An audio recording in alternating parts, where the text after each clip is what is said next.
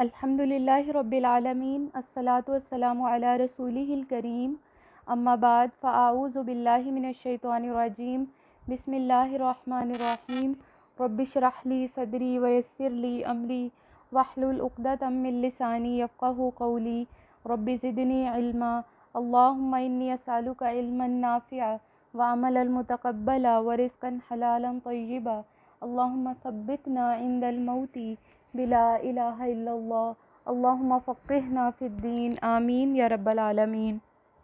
السلام علیکم ورحمۃ اللہ وبرکاتہ۔ اللہ تعالی ہم سب کو صحت اور ایمان کی اچھی حالتوں میں رکھے۔ ہم اسلامیات اختیاری برائے Punjab text book board FA کے نصاب کا باقاعدہ آغاز کر چکے ہیں۔ یہ نصاب 12ویں جماعت کے طلباء و طالبات کے لیے ہے۔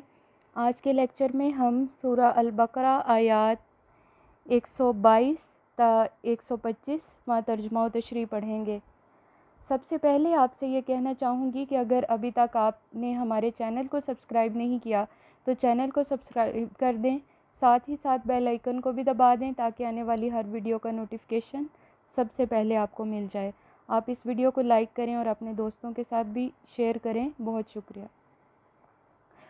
ناظرین اکرام اور عزیز طالبات، پچھلے لیکچر میں ہم نے پڑھا تھا کہ رسول اللہ صلی اللہ علیہ وآلہ وسلم نے جب اپنے دعوتی مشن کا باقاعدہ آغاز کیا تو مشرکین نے یا پھر لا علم لوگوں نے ان سے طرح طرح کے سوالات پوچھنا شروع کر دیے۔ مثال کے طور پہ انہوں نے کہا کہ اللہ تعالیٰ ہم سے کلام کیوں نہیں کرتا، یا اللہ تعالیٰ ہم سے بات کیوں نہیں کرتا جس طرح سے وہ آپ سے بات کرتا ہے، یا آپ پر وہ آیات نازل فرماتا ہے اسی طرح سے ہم پر وہ آیات نازل کیوں نہیں فرماتا۔ یعنی اللہ رب العزت نے آپ کے اور ہمارے درمیان جو آپ کو وسیلہ بنایا ہوا ہے وہ کیوں بنایا ہے، اللہ ڈائریکٹ ہم سے بات کرے۔ اسی طرح کے سوالات ان لوگوں نے بھی کیے تھے جو ان سے پہلے تھے، یعنی موسیٰ علیہ السلام کی قوم۔ ان کے دل آپس میں ملے ہوئے ہیں۔ اللہ رب العزت اپنی آیات کھول کھول کر بیان فرماتے ہیں تاکہ اہل عقل نصیحت حاصل کریں۔ یعنی کہ اس سے نصیحت کون حاصل کرتے ہیں؟ صرف وہ لوگ جن میں کسی قسم کا کوئی شعور ہے یا کوئی عقل رکھتے ہیں، وہ لوگ وہی ان سے نصیحت حاصل کر سکتے ہیں۔ اللہ کی نشانیوں سے، اللہ کی آیات سے، اللہ کی کائنات میں جو پیدا کی ہوئی چیزیں ہیں ان کو دیکھ کر یہی لوگ نصیحت حاصل کر سکتے ہیں جن میں عقل ہے۔ اور اس کے بعد کہا گیا کہ نبی صلی اللہ علیہ وآلہ وسلم کو اللہ تعالیٰ نے خوشخبری دینے والا اور ڈرانے والا بنا کر بھیجا ہے۔ اس کے باوجود بھی اگر کفار اپنی ضد اور ہٹ درمی پر ڈٹے ہوئے ہیں تو نبی صلی اللہ علیہ وآلہ وسلم سے ان کے اعمال کے بارے میں سوال نہیں کیا جائے گا۔ یعنی جو کچھ یہ کر رہے ہیں ان کے بارے میں جو باز پرس ہوگی وہ صرف انہی سے ہوگی۔ نبی صلی اللہ علیہ وآلہ وسلم ان کے اعمال کے بارے میں جواب دہ نہیں ہیں۔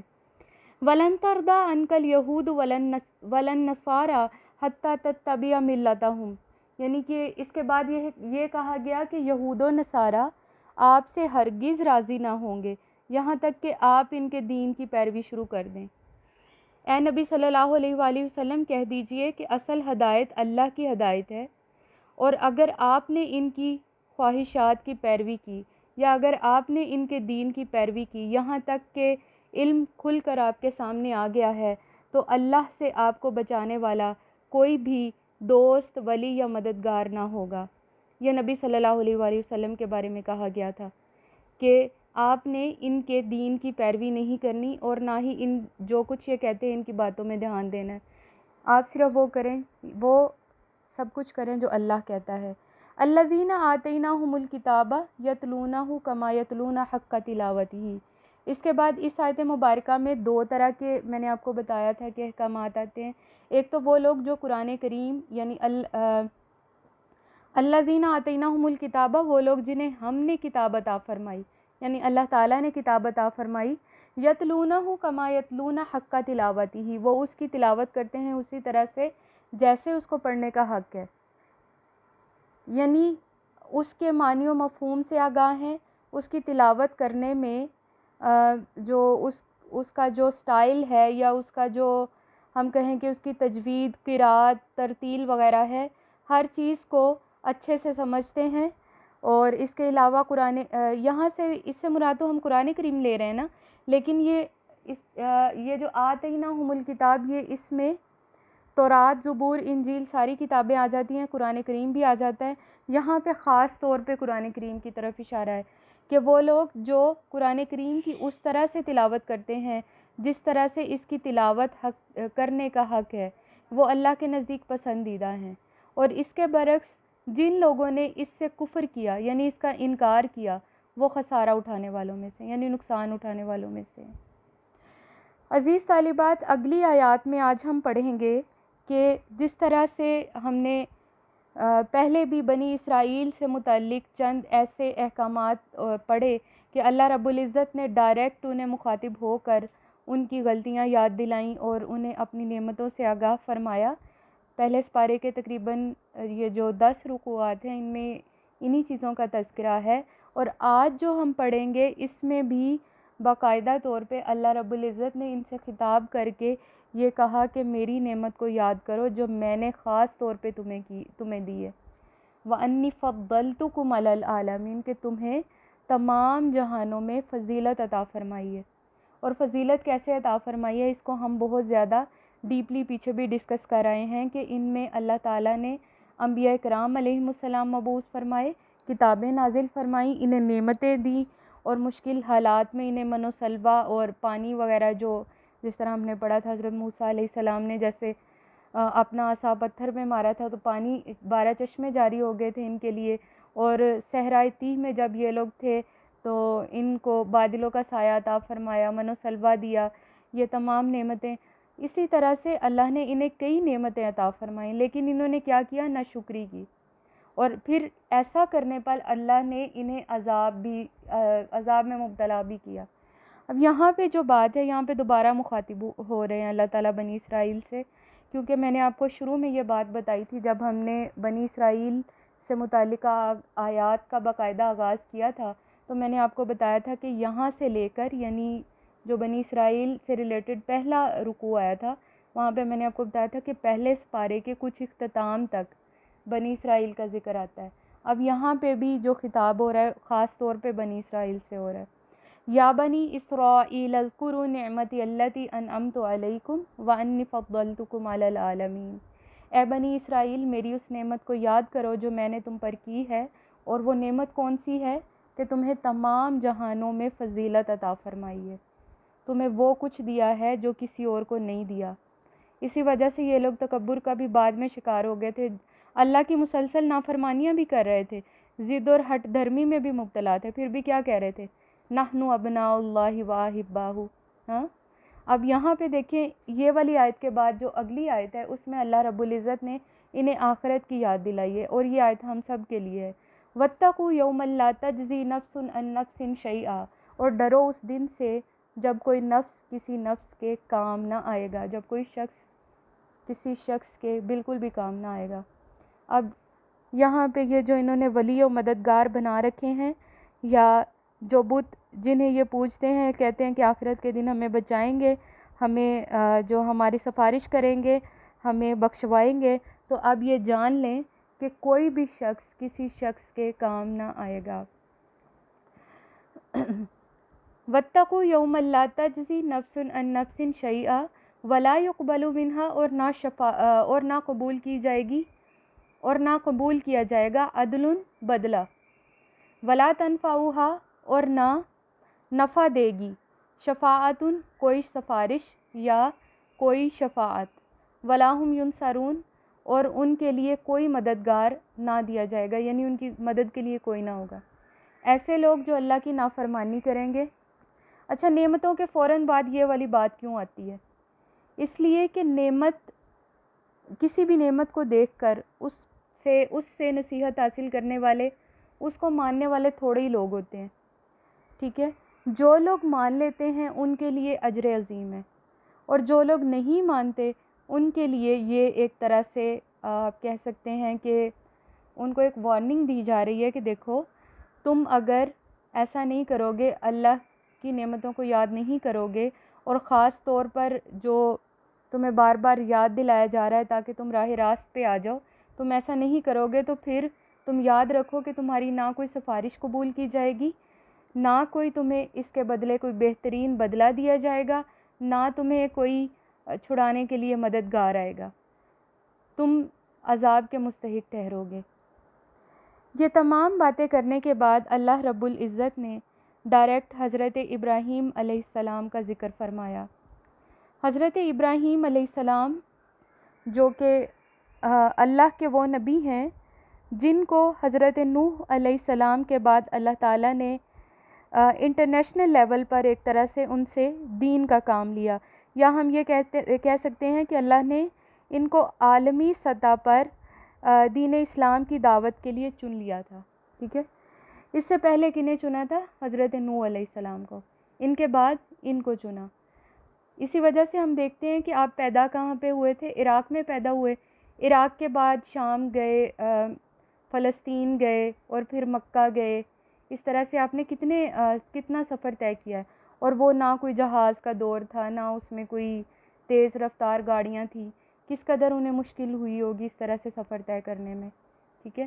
اللہ رب العزت نے ان سے کام یہ لیا کہ جو انہوں نے جو دعوت دینی تھی، دین کی جو دعوت لوگوں تک پہنچانی تھی، وہ بہت سے علاقوں تک اس کو اللہ رب العزت نے ایک طرح سے مقرر کیا کہ آپ دیکھیں ان کی معاونت کے لیے کئی لوگ بھی تھے، لیکن اصل میں جو دین تھا جس کی تبلیغ کر رہے تھے وہ دین ابراہیمی ہی تھا۔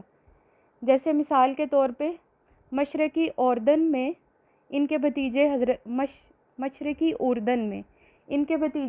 حضرت لوط علیہ السلام، اور اسی طرح سے شام اور فلسطین میں حضرت اسحاق علیہ السلام ان کے بیٹے، اور مکہ میں حضرت اسماعیل علیہ السلام جو کہ ان کے بیٹے تھے، ان کی معاونت کر رہے تھے۔ لیکن اصل مقصد یہ تھا کہ یہ اسی دین کو فالو کر رہے تھے، اسی دین کو آگے پھیلا رہے تھے جو حضرت ابراہیم علیہ السلام کا دین تھا۔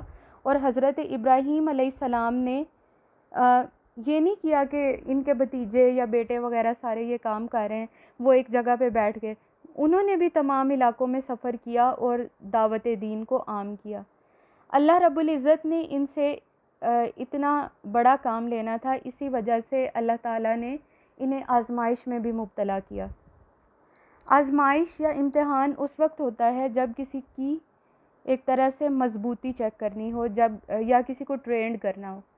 مثال کے طور پہ آپ یہاں پہ پورا سال پڑھتے ہیں کالج میں، پورا سال پڑھنے کے بعد اگر آپ کا ایگزام نہ ہو اور یہ کہہ دیا جائے کہ آپ سیکنڈ ایئر سے تھرڈ ایئر میں آ جائیں، تو یہ پاسبل ہے؟ بالکل بھی ممکن نہیں ہے۔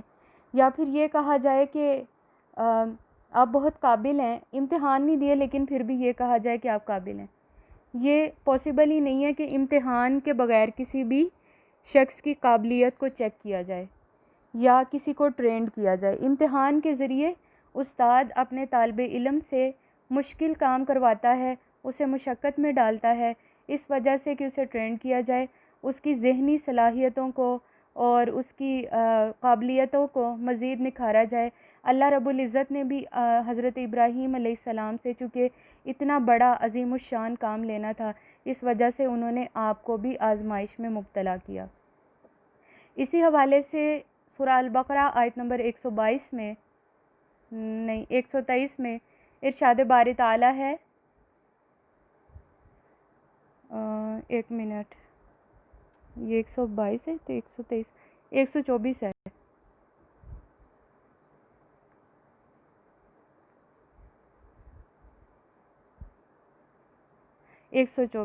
آیت نمبر 124 میں ارشاد باری تعالیٰ ہے، وَإِذِ ابْتَلَىٰ إِبْرَاهِيمَ رَبُّهُ بِكَلِمَاتٍ، اور جب ابراہیم علیہ السلام کو اس کے رب نے آزمایا تھا۔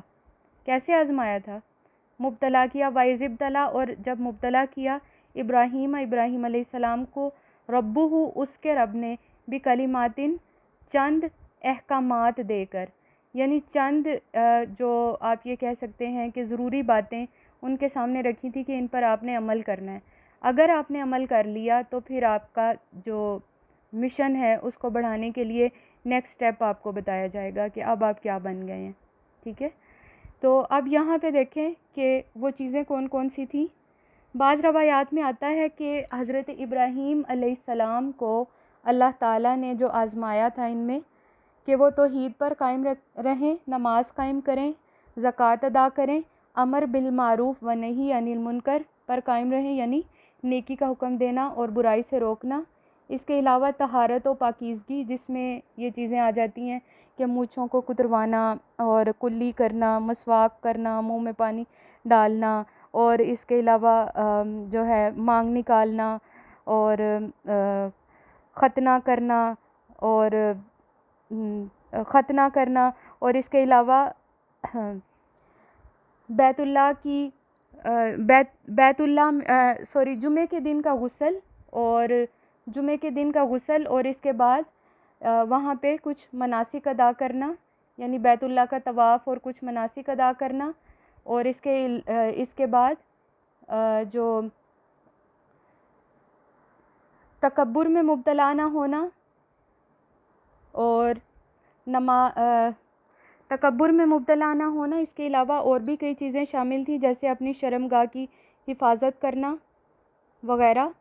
تو یہ تمام احکامات وہ تھے جو حضرت ابراہیم علیہ السلام کو اللہ تعالیٰ نے دیے تھے، اور حضرت ابراہیم علیہ السلام نے انہیں پورا کیا۔ یعنی ہو سکتا ہے میں نے آپ کو اس میں سے کچھ کم بتائے ہوں، لیکن بہرحال احکامات یہی تھے جن میں وعدہ پورا کرنا اور یہ کہ اپنے دین پر قائم رہنا، اور کافی سارے تھے، یہ تقریباً 15-20 تھے، شاید میں نے آپ کو یہاں پہ تھوڑے بتائے ہیں۔ تو یہ کچھ احکامات ایسے تھے جن پر عمل کرنا بہت ضروری تھا، اور حضرت ابراہیم علیہ السلام نے ایسا کیا۔ پھر اللہ تعالیٰ ان سے خوش ہو گئے، اور اللہ تعالیٰ نے کیا کیا؟ قال انی جاعلک للناس اماما، خوش ہو کر کہا کہ میں تمہیں پورے لوگوں کا امام بنا رہا ہوں، پوری انسانیت کا، تمہاری نبوت کو انٹرنیشنل لیول پر قائم کر رہا ہوں۔ تم اب ایک علاقے کے نبی نہیں ہو، اب تم نے چونکہ بہت بڑا کام کیا ہے، ان تمام احکامات پر تم نے عمل کیا ہے، اس وجہ سے میں تمہیں اب پوری انسانیت کا امام بنا رہا ہوں۔ قال ومن ذریتی، حضرت ابراہیم علیہ السلام نے سوال کیا کہ میری اولاد میں سے، یعنی کہ میری اولاد میں سے بھی بنائیں گے آپ امام؟ اللہ تعالیٰ نے فرمایا قال لا ینال عہد الظالمین، کہ جو ظالم ہوں گے ان کے لیے میرا یہ وعدہ نہیں ہے۔ وہ لوگ جو نافرمان ہوں گے ان کو میں نہیں بنا سکتا امام، یا انہیں بادشاہت اور سلطنت نہیں دے سکتا۔ اب دیکھیں کہ بنی اسرائیل میں جو حضرت سلیمان علیہ السلام تھے، ان کی بادشاہت کے بارے میں ہم نے پڑھا تھا کہ بہت عظیم الشان قسم کی ان کی بادشاہت تھی، اور کافی جو یعنی تمام مخلوقات پر ان کی بادشاہت تھی، صرف انسانوں پر نہیں تھی۔ جیسے میں نے آپ کو بتایا تھا کہ جنات کو بھی انہوں نے قابو کر رکھا تھا، تو وہ بھی انہی کی اولاد میں سے تھے، کیونکہ حضرت اسحاق علیہ السلام آپ کے بیٹے تھے، ان کے بیٹے حضرت یعقوب علیہ السلام، اور حضرت یعقوب علیہ السلام کی اولاد میں سے یہ بنی اسرائیل کے تمام لوگ جو انبیاء کرام، ٹھیک ہے۔ اور اس کے علاوہ میں نے آپ کو بتایا تھا کہ انبیاء کرام بہت سارے ان میں آئے، انہوں نے انبیاء کرام کو قتل کیا، ان کی نافرمانی کی، تو اس وجہ سے یہ لوگ ظالم ٹھہرے۔ کون؟ یہ بنی اسرائیل۔ لیکن جو ظالم نہیں تھے، جنہوں نے دین ابراہیمی کی پیروی کی، وہ اس وعدے میں نہیں آئیں گے۔ یعنی کہ اللہ رب العزت نے فرمایا کہ ان جو ظالم ہیں ان کے ساتھ میرا وعدہ نہیں ہے، باقی لوگوں کو میں دنیا میں بھی عظیم الشان سلطنت بھی دوں گا، ان کو عزت و احترام دوں گا، ٹھیک ہے۔ اور اسی طرح سے جو لوگ گمراہ ہوں گے ان کے لیے میرا کوئی وعدہ نہیں ہے۔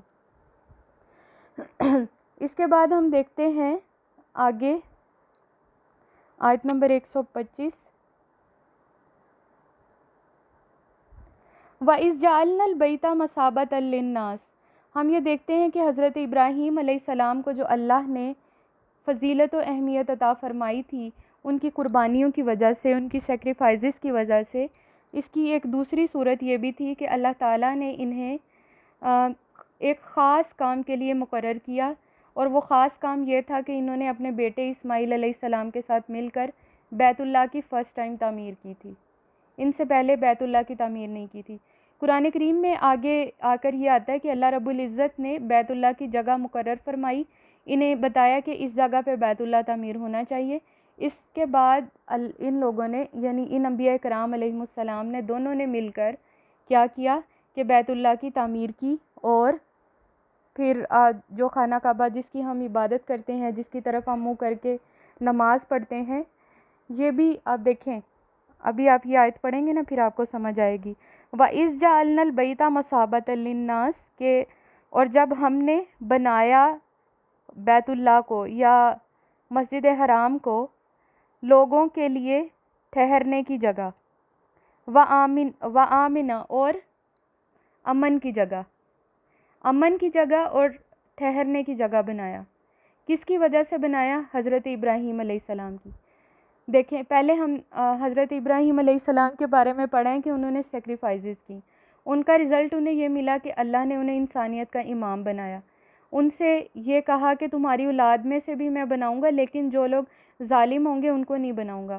اس کے بعد اللہ نے ان سے خاص کام لیا کہ ان سے کعبہ کی تعمیر کروائی، اور کعبہ کو جو ہے لوگوں کے ٹھہرنے کی اور امن کی جگہ بنایا۔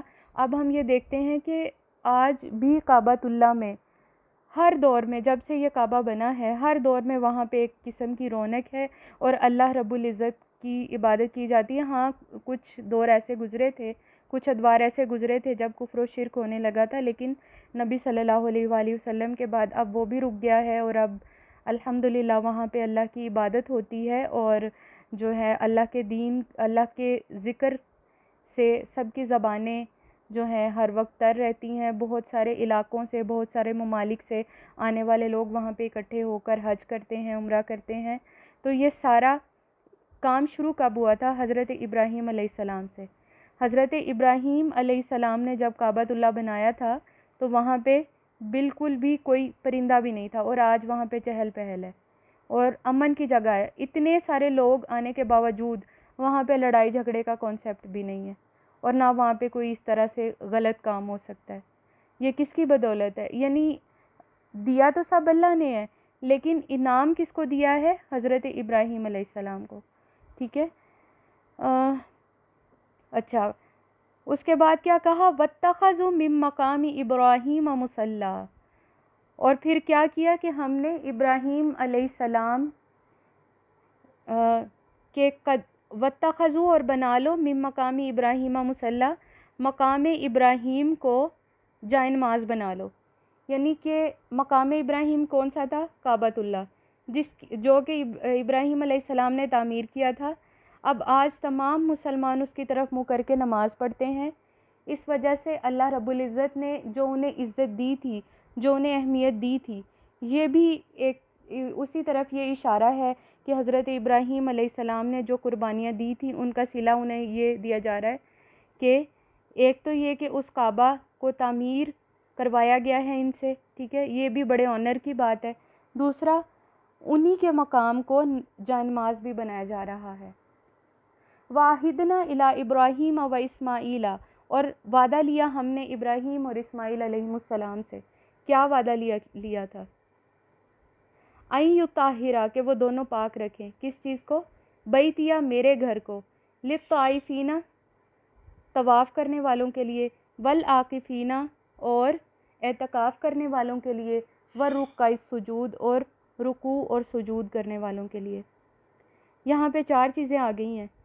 ان میں سے جو طواف ہے یہ تو خاص طور سے بیت اللہ سے منسوب ہے، لیکن باقی جو ہے تمام مسجدوں میں اللہ تعالیٰ کے دین کو، اللہ کی عبادت کو زندہ رکھنے کے لیے اعتکاف، رکوع و سجود کیا جاتا ہے۔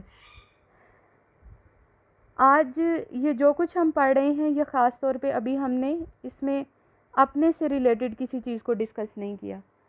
اس سے کرنے کے لیے ذرا میں پچھلی سلائیڈ پہ آ رہی ہوں ایک دفعہ۔ یہ آیت نمبر 124 آپ لوگ دیکھیں۔ حضرت ابراہیم علیہ السلام کو اللہ نے آزمائش میں مبتلا کیا تھا، انہیں ایک طرح سے ٹرین کرنے کے لیے، یا یہ دیکھنے کے لیے کہ وہ اس آزمائش کو کس طرح سے پورا کریں گے۔ اسی طرح ہم سب بھی آزمائشوں میں، امتحانات میں مبتلا ہوتے ہیں، اور خاص طور سے وہ آزمائش جو آپ پہ اللہ رب العزت کی جانب سے آئے، وہ آخرت کی بہتری کا وسیلہ اور ذریعہ بنتی ہے۔ حدیث مبارکہ ہے، نبی صلی اللہ علیہ وآلہ وسلم نے فرمایا، جب کسی مومن مرد یا مومن عورت پر کوئی آزمائش آتی ہے اس کے نفس کی وجہ سے، یعنی اس کو کوئی بیماری ہو جائے تو اس کے اولاد کی وجہ سے، یہ دو طرح سے ہو سکتی ہے، اولاد نافرمان ہو یا اللہ اولاد سے نہ نوازے، و مالی ہی، اور مال کی وجہ سے، یعنی نوکری چلی جائے یا پھر تنگ دستی ہو، یعنی گزارا نہ ہوتا ہو، تو وہ آزمائش پر اگر صبر کرے اور اللہ رب العزت سے کوئی گلہ شکوہ نہ کرے، تو جب وہ اللہ سے ملاقات کرے گا تو وہ اس طرح سے ہوگا کہ اس کے جسم پر کوئی گناہ، کوئی خطا نہیں ہوگی۔ ایک اور حدیث میں آتا ہے، نبی صلی اللہ علیہ وآلہ وسلم نے فرمایا کہ اللہ تعالیٰ جب کسی شخص سے نیکی کا ارادہ کرتا ہے تو اسے دنیا میں جب کسی شخص سے اللہ نیکی کا ارادہ کرتا ہے تو اسے اس کے گناہوں کی سزا دنیا میں ہی دے دیتا ہے۔ اسی طرح سے اللہ تعالیٰ جب کسی شخص سے برائی کا ارادہ کرتا ہے، یعنی شر کا ارادہ کرتا ہے، تو اس کی رسی کو ڈھیلا چھوڑ دیتا ہے اور اس کے جو گناہ ہیں ان کی وجہ سے انہیں ڈھیل دے رکھتا ہے، اور اسی وجہ سے یہ کہتا ہے کہ اب تم جو کرتے ہو کرتے جاؤ، کرنا چاہتے ہو کرتے جاؤ، اور آخرت میں اس کے تمام گناہوں کا وبال اس پر ہوگا۔ یعنی کہ جو دنیا میں کرنا ہے کرتے جاؤ، اب جو آخرت میں کرو گے نا، اصل پوچھ تو تمہاری تب ہوگی۔ اس سے ہمیں کیا پتہ چلا کہ یہ نہیں کہ ہمیں آزمائش مانگ کے لینی چاہیے کہ اللہ رب العزت ہمیں آزمائش میں مبتلا کرے، مگر جب آزمائش آ جائے تو قرآن میں کیا آتا ہے، وَاسْتَعِینُوا بِالصَّبْرِ وَالصَّلَاةِ، کہ اللہ تعالیٰ سے صبر اور نماز کے ذریعے مدد طلب کرو۔ یعنی صبر اور نماز، یہ دو چیزیں ایسی ہیں جن سے ہم مدد طلب کر سکتے ہیں۔ تو اس کے علاوہ ناشکری کا رویہ اختیار کرنے سے انسان کی تمام نیکیاں ضائع ہو جاتی ہیں۔ بعض اوقات جب آزمائشیں انسان پہ آتی ہیں تو ان آزمائشوں کی وجہ سے انسان کمزور پڑ جاتا ہے، اور وہ بعض اوقات اللہ رب العزت کی شان میں گستاخی کرتا ہے اور ناشکری کے کلمات بولنا شروع کر دیتا ہے۔ تو ایسا نہیں کرنا چاہیے۔ کیونکہ آزمائش اللہ کی طرف سے ہوتی ہے، اور اس کے علاوہ انسان کے اپنے گناہوں اور اس کی خطاؤں کی وجہ سے بھی ہوتی ہے۔ جیسے میں نے آپ کو پہلے بتایا تھا کہ قرآن کریم میں آتا ہے ما اصابک من مصیبت فبما کسبت ایدیکم، کہ مصیبت جو ہے انسان کے اپنے ہاتھوں کی کمائی کی وجہ سے ہوتی ہے۔ باقی ایک تو وہ مصیبت، اور اس کے علاوہ جو آزمائش اللہ کی طرف سے آئے وہ اس کے درجات بلند کرنے کی وجہ سے ہوتی ہے۔ اب دیکھیں حضرت ابراہیم علیہ السلام پہ جو آزمائش آئی تھی، اس کی وجہ سے اللہ نے دنیا میں بھی ان کو امامت کے درجے پر فائز کیا۔ قال انی جاعلک للناس اماما، ان سے راضی ہو گئے اللہ۔ اور اس کے علاوہ تمام انبیاء کرام علیہم السلام، تقریباً 100 کی تعداد میں سینکڑوں انبیاء کرام علیہم السلام ان کی اولاد میں سے آئے، اور وہ سارے کے سارے اوبویسلی نیک تھے۔ نبی تو نیک ہوتے ہیں، معصوم عن الخطا۔ جن لوگوں نے گمراہی کے راستے کو چنا وہ عذاب کے مستحق بھی ٹھہرے، لیکن اللہ نے بڑے بڑے کام لیے، ان کی قوم کو بڑی نعمتیں دی، جو ان سے آزمائشیں بھی لیں، انبیاء کرام سے آزمائشیں لیں، لیکن بڑے اجر بھی انہیں عطا فرمائے۔ اور اسی طرح سے دیکھتے ہیں کہ حضرت اسماعیل علیہ السلام کے بعد کوئی نبی نہیں آیا، اور ان کی اولاد میں سے حضور صلی اللہ علیہ وآلہ وسلم سب سے آخری نبی تو وہ بھی حضرت ابراہیم علیہ السلام کی اولاد میں سے۔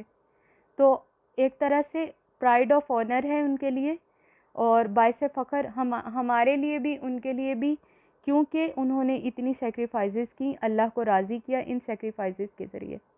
اور اب جو ہے اللہ نے انہیں جو اجر دیا ہے وہ قیامت تک ظاہر ہے، اس کی وجہ سے یہ الگ جانے اور پہچانے جاتے ہیں کہ یہ جد الانبیاء ہیں اور امام الانبیاء ہیں، انسانیت کے امام ہیں، اور حضرت ابراہیم علیہ السلام ہم سب ان کے دین کو فالو کر رہے ہیں۔ تو یہ خاص طور سے ان سے جو مناسبت ہوئی ہے یہ ان کی سیکریفائزز کی وجہ سے ہوئی ہے۔ اور اس کے بعد دیکھیں کہ اللہ نے جو انہیں بیت اللہ بنانے کا شرف بخشا، یہ بھی ان کے لیے بڑے آنر کی بات تھی۔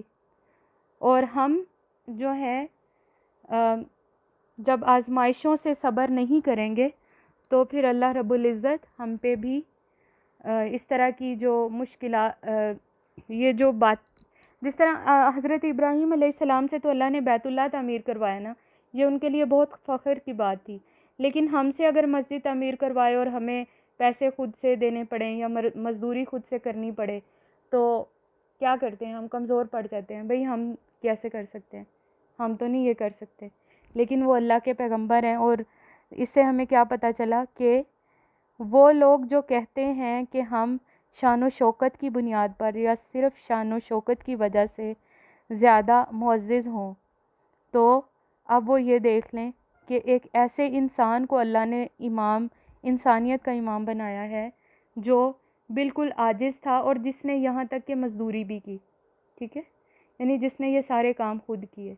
تو اس سے ہمیں کیا نصیحت حاصل ہوتی ہے کہ ہمارے اندر جو افضل ہونے کی وجہ سے، برتر ہونے کی وجہ سے دوسروں پر جو ہم بڑا رعب جماتے ہیں کہ ہم فلاں خاندان سے ہیں، فلاں قبیلے سے ہیں، یا فلاں ہماری ذات ہے تو ہم تو بڑے فن خواں ہیں، تو ہمیں اس سے یہ نصیحت پکڑنی چاہیے کہ اللہ رب العزت کے نزدیک جو زیادہ افضل ہے وہ زیادہ وہی ہے، زیادہ افضل وہی شخص ہے جو ان کی آزمائشوں پر پورا اترنے والا ہو اور ان کا شکر ادا کرنے والا ہو، اور ہر طرح کے مشکل حالات میں صبر کرنے والا ہو. آج کے لیے صرف اتنا ہی. انشاءاللہ اگلی آیات ہم اگلے لیکچر میں پڑھیں گے. اجازت دیجیے. اللہ حافظ. گفتگو میں اگر مجھ سے کوئی غلطی ہو گئی ہو تو اللہ کی بارگاہ میں توبہ کرتی ہوں. سبحانک اللہم و بحمدک، اشہد ان لا الہ الا انت، استغفرک و اتوب الیک. والسلام علیکم ورحمۃ اللہ وبرکاتہ.